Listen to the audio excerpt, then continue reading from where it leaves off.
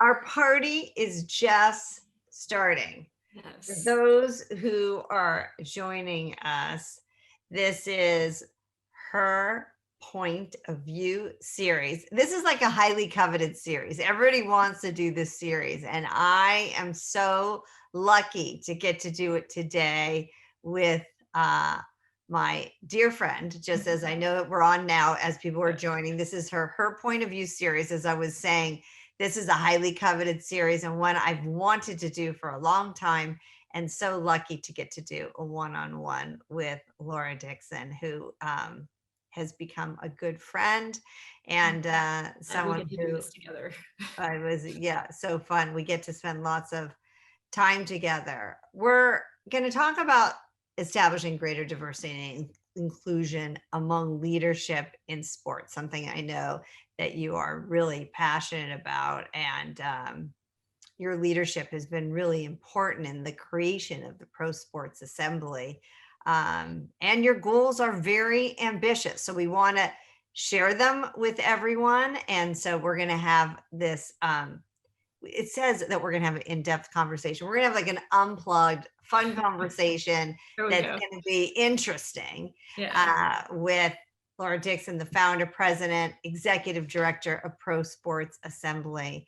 And we're going to talk about power and participation and how we, as one team, can impact the sports industry. So I'm going to let you first kick it off, Laura, to tell them who you are and tell us how you come to this work. Sure. And then I'm going to read something to you, and then we're going to help pro sports come to life. How's that?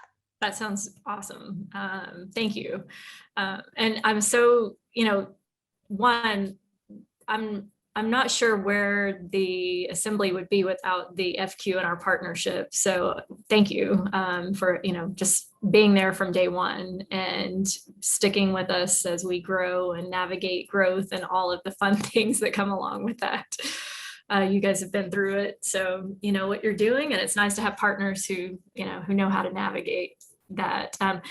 I am newly dedicated in this role full time, and by way of Spurs Sports and Entertainment in San Antonio. I'm in Austin, Texas now, and a native Texan, and I'm happy that we are seeing pro sports evolve with leadership across the country, and evolving internationally through some fun partnerships like WWE and the Professional Body of Sports Leadership, and things that are on the horizon that will impact pro sports across the globe.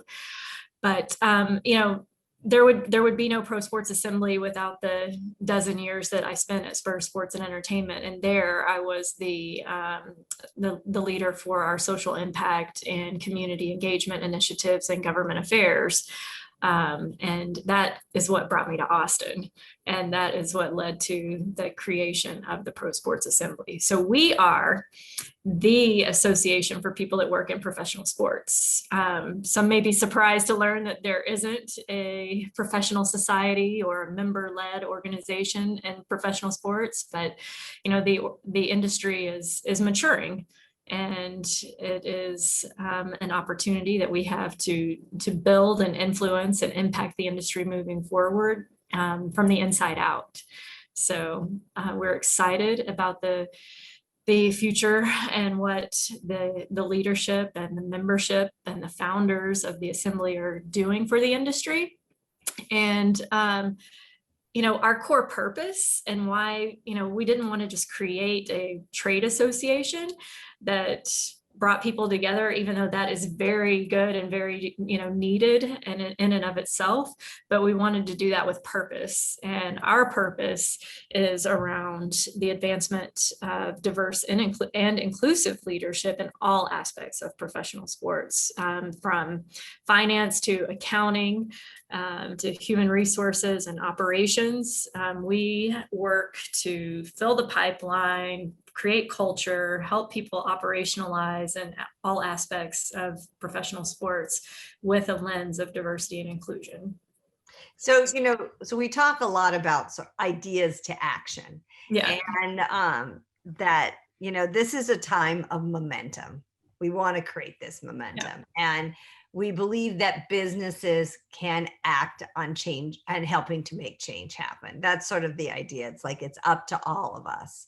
And Right. so while there is no single formula for improving diversity and inclusion that is applicable to every company, and I would say probably what you're saying is applicable to every team, everyone is a league, everyone's different, industry, environment, but that we know that if people openly share these actions in the spirit of collaboration, that it will allow organizations in this professional sports to achieve diversity and inclusion goals faster than any one organization could achieve on its own. And so I want to talk about that idea of leadership, and how is the work that you're doing, uniting leaders, going to advance the industry as a whole? How do you see that?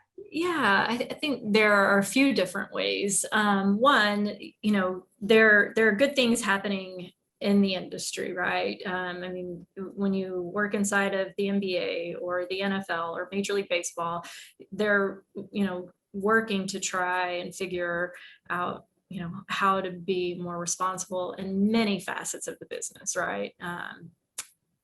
But there often have been, disconnects between the leagues or between geographies, and so the assembly works really hard to connect people across leagues, across teams, across unions, and break down some of the silos that may have existed or do exist, even though they are very unintentional, I'm sure. Commissioners do a great job of collaborating at the highest level. There are so many people inside of the organizations, below the commissioner's office, that also want to connect and problem solve and improve the industry together. So that is one thing that we're actively doing, is making those connections, creating forums for people to connect, to discuss, debate, discern how to move forward. One thing that I want to be clear about is that we don't profess or attempt to really tell people what to think. We try to bring them together to help them with how to think about things that are important to our industry, and so that sharing of ideas, perspectives, information, experiences helps you gain perspective and make better decisions, and that is very important to us. We're developing tools. One of my favorites that I'm most excited about, Ronda, I see you smile, is our equity assessor that is available for any member organization that comes on board with the assembly. They have access to this incredible tool. And the reason why that is so important is because if you're going to do the work and you really want to advance moving the needle and diversity and inclusion, you kind of have to know where you are, right? If you want to move the needle, you got to know where it is. So this tool is really helpful to organizations learning where they are. Those are two things that we're really excited about. Rhonda, you've been in this work, and you have helped us build a guide that we're introducing to our members as well. You guys have helped us put together the series, Her Point of View, that really lifts up the voices of women working in pro sports. What else do you think we should be focused on? What are tools or things that you're excited about? Well, I think, it's really interesting, Laura, like what you're talking about. We definitely see, we call it the P's. We definitely see it's parity, policy, pipeline, and professional development. Right. And really, if we can create a structure around that, and we can see what part of that is internal, what part of it is as external. And actually, we feel that it's two things. It's both a cultural imperative, but a business imperative. Like, Right. As you want to grow. But one of the things I've really enjoyed about our conversations is about how you position that Pro Sports Assembly is not a governing group, but really a collective. It really is about really a coalition of leaders within industry coming together. And you asked me about the guide that we created, and it's only open to members, but I think the guide, what was so strong for me is hearing from the leaders at all of the different sports organizations talking about just this burning need for why Sports Assembly exists, that there has not been this opportunity for coalition building, that everyone's been doing their work along on their own, but never together. And I think that one of the things that you have magically, and this is what I want you to talk about too a little bit more, one of the things that you've magically know is the benefit of professional development, that as you are looking at the pipeline and people who are working up within the organizations, that if they can see it, they can be it. And so being able to share that in terms of the events and the things that you're pulling together. So I'm going to throw the mic back to you just to talk about that. Yeah, some organizations, especially like if you're at a big multinational corporation, you have internal learning and development teams, and you have, management training programs and things that really set you up for success and, within the internal system. A lot of organizations in professional sports are small and, maybe introducing those concepts internally at this point in time, but historically that, hasn't been part of the business model. And, if you're fortunate, your organization would allow, budget and room for you to go do some professional development externally. And that was my experience. That's what I'll always be grateful for that. But the professional development that is really focused on the work inside of professional sports organizations has not been well developed. So we're working to address that issue. One certification program that we are super excited about is in partnership with RISE, the Ross Initiative for Sports Equality. And we have that series starting, I think, at the end of April. And it is, it's going to be an incredible tool for pro sports organizations that are just, trying to do a great job or, a good job at building employee resource groups. So really empowering, the people in their organizations to grow and develop and leading, an organization, a subset of people inside of an organization in a voluntary type basis is a lot of work and, takes some learning and coaching along the way. And so we're honored to be able to, present that curriculum for the future and current leaders in professional sports. So one of the things you say is that for 5 athletes you see on the field of play, there's 95 people behind the scenes that are bringing the game to life, really.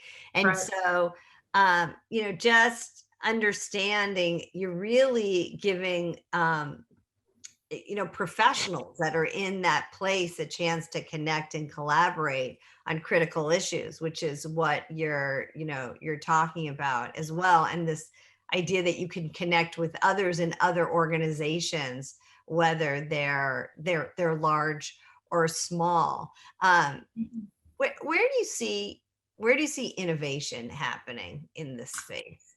Ooh, so many places. I think, with professional sports being disrupted completely over the last 12 months, you've seen a lot of innovation come out of that. Because survival, the mother of innovation. So we have seen arenas and facilities take a look at how they operate and how they welcome fans back into the facilities in a safe way. How getting to venues and games is changing through ride sharing. It's not so novel anymore, but it's a habit that has to change in a lot of markets. The fan project, I think, is an interesting innovation coming out of the Sports Innovation Lab, around just, data collection and use, to uplift, women's sports in particular. And, I think one of the things that's really important, about the work of the Assembly as it relates to innovation and all other aspects, is that, we're not focused on women's sports exclusively or men's sports exclusively.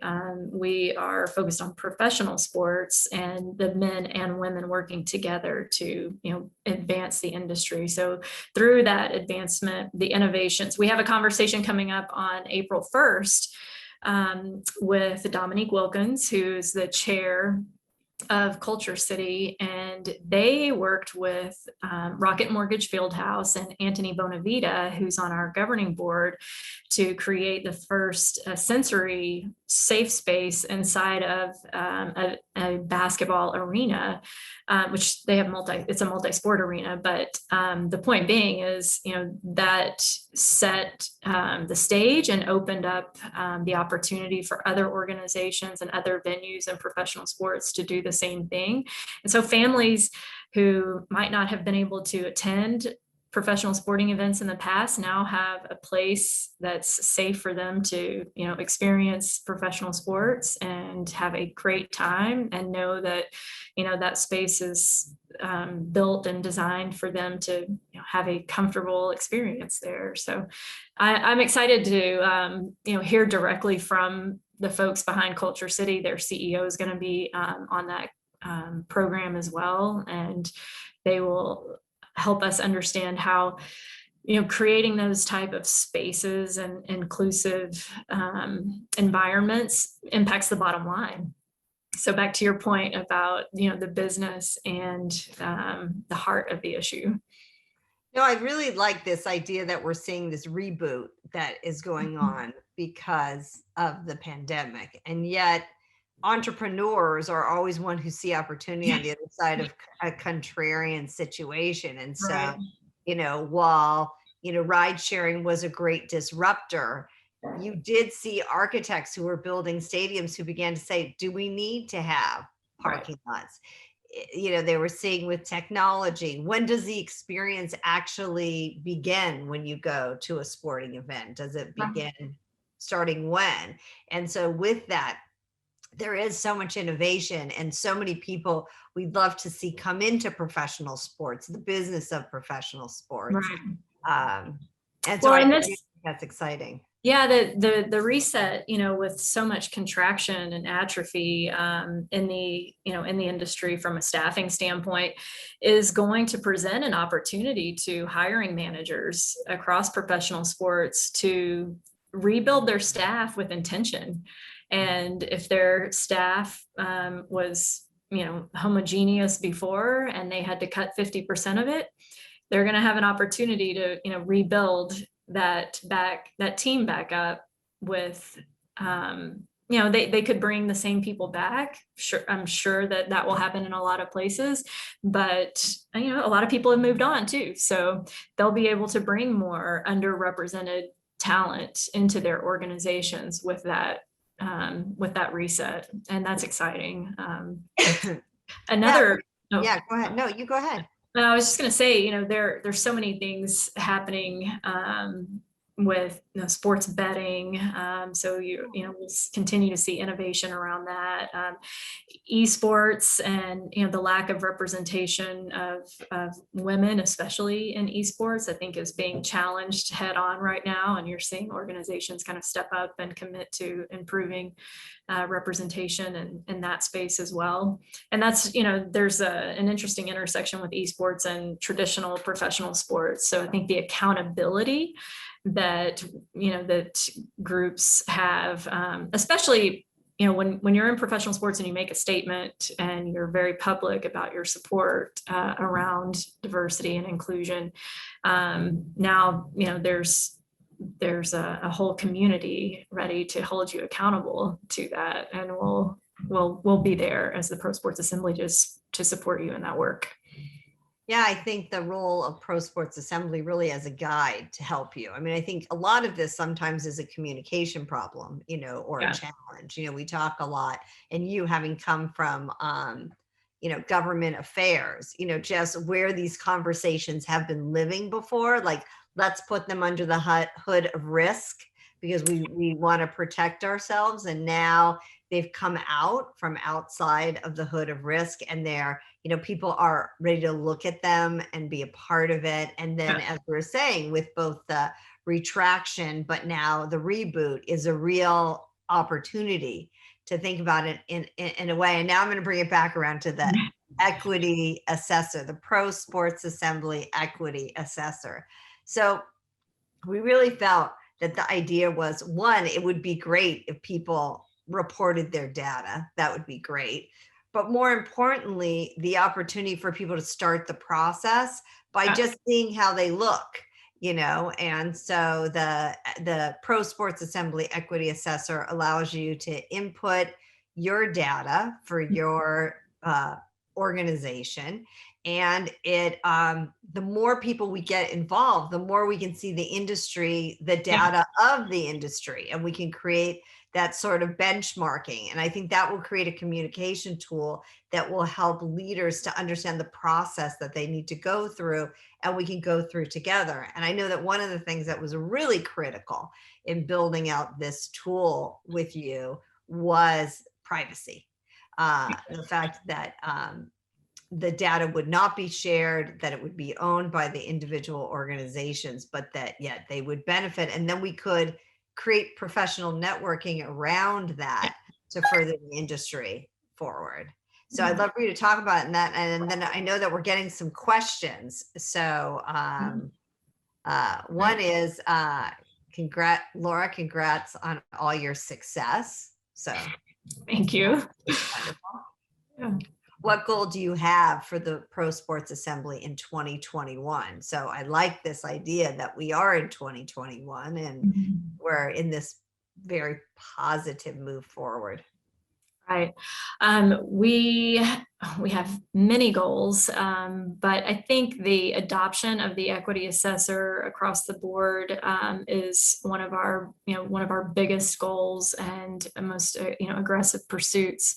The other is making sure that our members, whether they're organizations or individuals, are growing, and we're seeing their growth through their experience. They're being promoted into more roles and hiring more talent that looks like the diversity and in the industry that we want to see. We developed our advisory board and governing board to represent the future of the industry that we want to see from a variety of aspects. But those two things I think are critical. The third thing I would say is we don't know how many people work in professional sports in North America. So back to that moving the needle conversation, we really want to get a good handle on that, and that will help guide us in our work. And see where movement needs to be focused, where the attention needs to be focused, and help those that are committed to doing the work. So there's a question here about membership, and I think it's important to tell those who are listening that membership is both on an individual level and an organizational level. So that's right. You can choose to have your whole organization, but you really created, even the way you created membership was very inclusive. Individual organizations. We have a category for those who have worked in professional sports, and I mean it's not a category; it's just an open. You can still, as an individual, participate, because we know there's a ton of knowledge and experience out there that right now may be considered a free agent in the market, and we want to make sure that we're not losing all of that talent and all of those amazing, people that have been leading the industry forward. So there's another question. I'm getting all these questions. Everyone has all these great questions for you.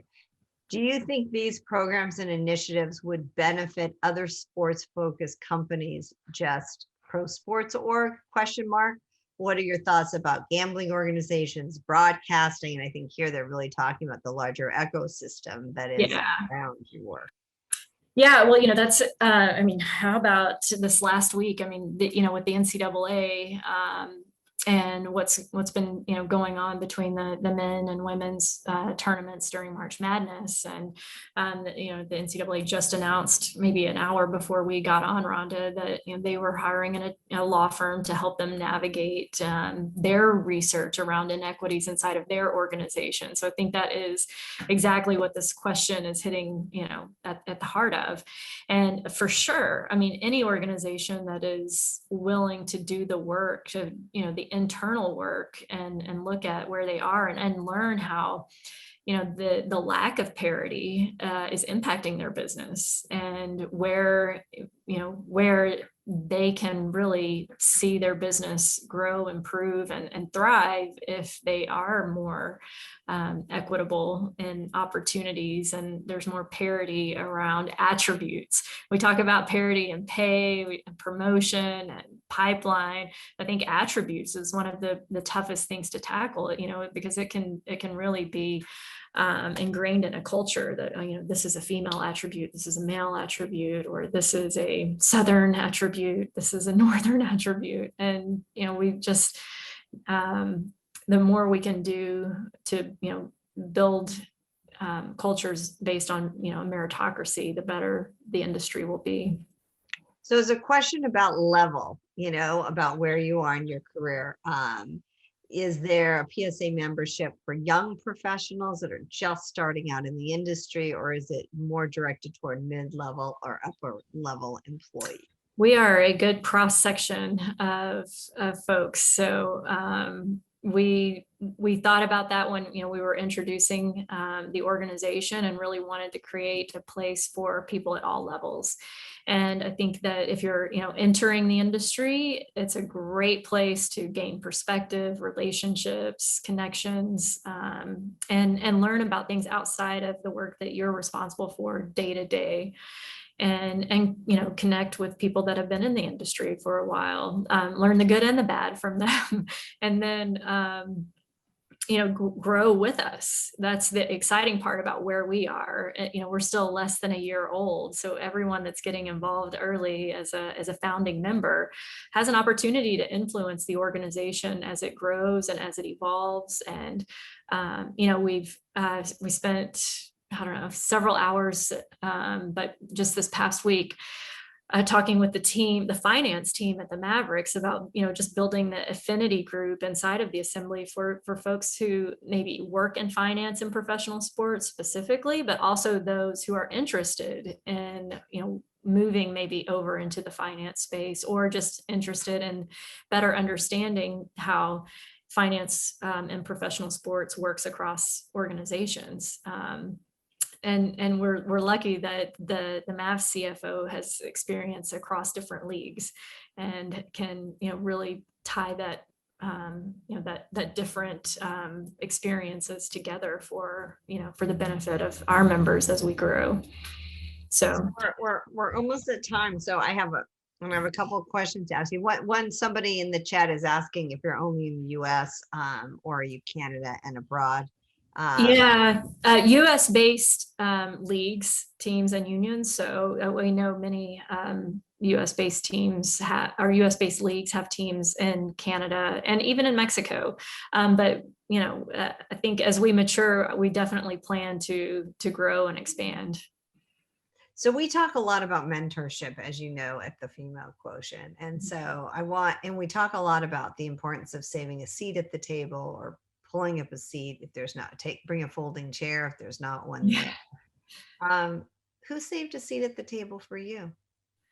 Ooh, quite a few people. I think, early in my career, I think about Ginger Lively Cade at the Dallas Sports Commission, and the team there now. They were where I learned a lot about the business.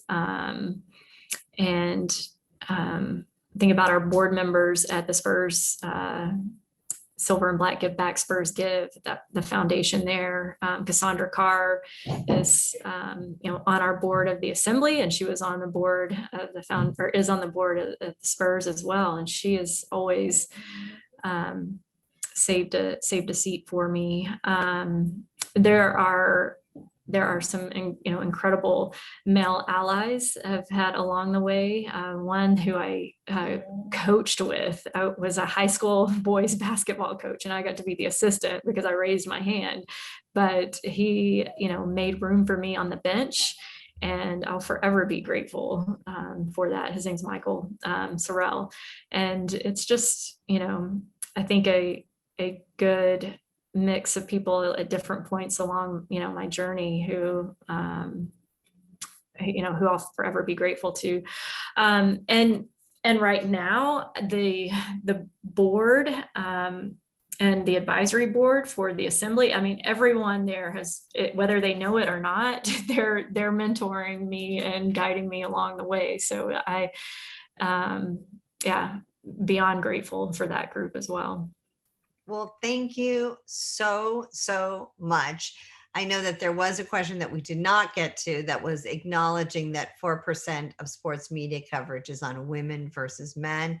We know that, and thank you for bringing that forward. It's a number that we really need to improve about helping the visibility of women athletes and teams, and this whole idea, if you can see it, you can be it. And so thank you for bringing that forward, the person who asked that question. Yeah, Rhonda, that's directly tied to the fan project. So Heather, I see your question. If you have, if you have seen what the work going on with the fan project, please share it with others, and everyone else who may be tuned in, check it out. You can share your data, and the whole long-term goal there is to get more media coverage of women athletes and women in sports. Well, thank you for being a conscious female leader, for advancing the work of this organization, for being inclusive and bringing others to the table that have different perspectives. And I get to talk to you all the time, but I'm excited to get to talk to you here on the FQ stage, and really just look forward to us doing more of it again. And Corinne, who I love, is saying, don't forget, you can learn more about the Assembly. Look in the chat. Definitely join us. It's a great place to be, of great momentum. And I thank everyone at really Pro Sports Assembly for catalyzing this effort. Well, thank you. Thanks. All right. Bye, everybody. Good afternoon. Yeah. Have a good afternoon.